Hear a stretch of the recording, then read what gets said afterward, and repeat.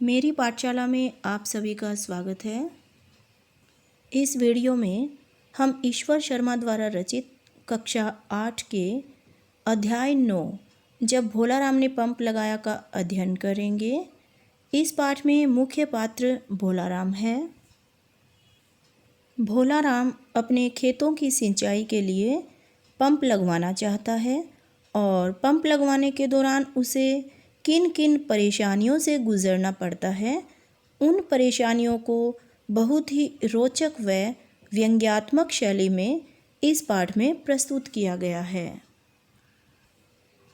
और लेखक ने इस पाठ के माध्यम से सरकारी विभागों में फैले भ्रष्टाचार पर करारा प्रहार किया है। तो आइए पाठ के सारांश पर नज़र डालते हैं।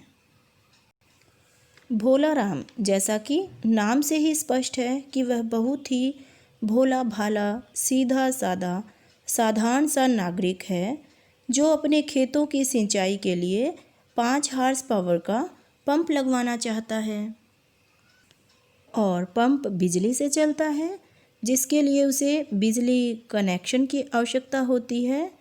भोलाराम अपने देश और उसके कानून के प्रति बहुत ही श्रद्धा भाव रखता है, इसलिए अपने शुभ चिंतकों के लाख समझाने पर भी वह सभी काम नियम कायदे के अनुसार ही करना चाहता है। वह बिजली कनेक्शन का प्रार्थना पत्र देने बिजली विभाग के दफ्तर जाता है। वहाँ जाकर जब वह बिजली साहब को अपना प्रार्थना पत्र देते हैं तो उस प्रार्थना पत्र में बिजली साहब रिश्वत की रकम खोजते रहते हैं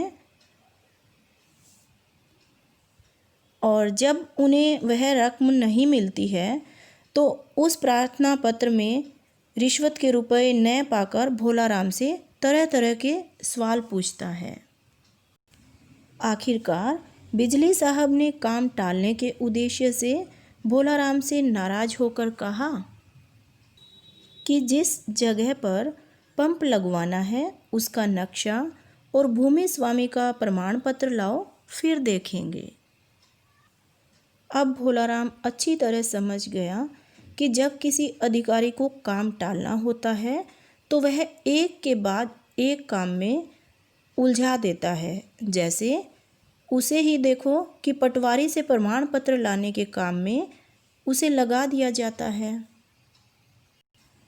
और जब भोलाराम को पटवारी से प्रमाण पत्र मिल जाता है तो वह चुनाव में जीते हुए विधायक जैसी खुशी के साथ नक्शा और प्रमाण पत्र लेकर दोबारा बिजली विभाग के पास जाता है।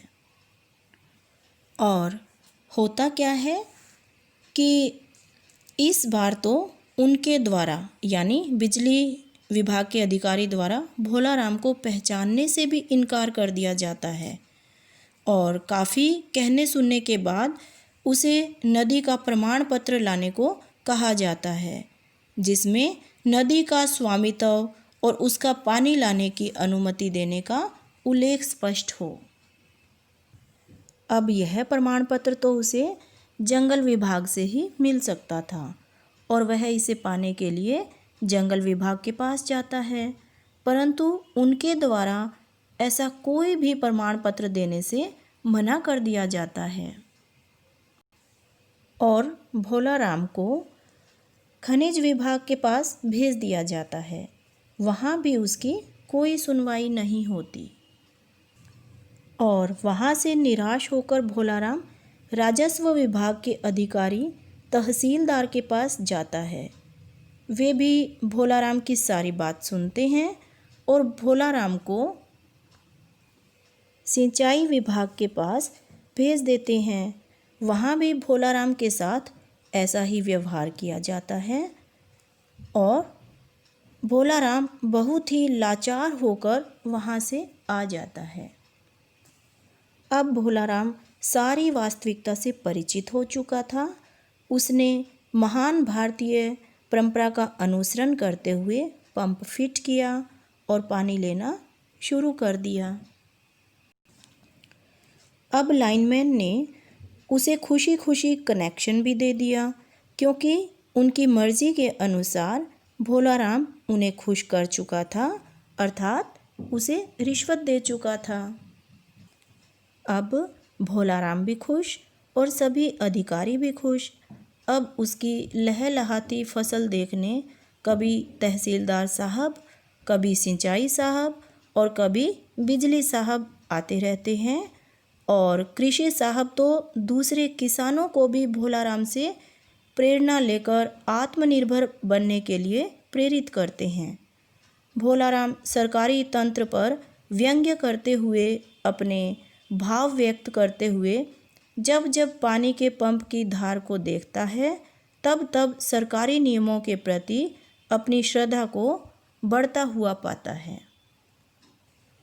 तो प्यारे बच्चों, देखिए लेखक इस पाठ के माध्यम से सरकारी विभागों में व्याप्त भ्रष्टाचार, अधिकारियों व कर्मचारियों की काम टालने की प्रवृत्ति, अनावश्यक परेशान करने तथा रिश्वतखोरी की प्रवृत्ति की सच्चाई को उजागर करना चाहते हैं तथा भोलाराम जैसे अनेक कानून का सम्मान करने वाले लोगों को होने वाली कठिनाइयों तथा रिश्वत देकर काम कराने वालों की लाचारी जैसी कड़वी सच्चाई को प्रकट किया गया है।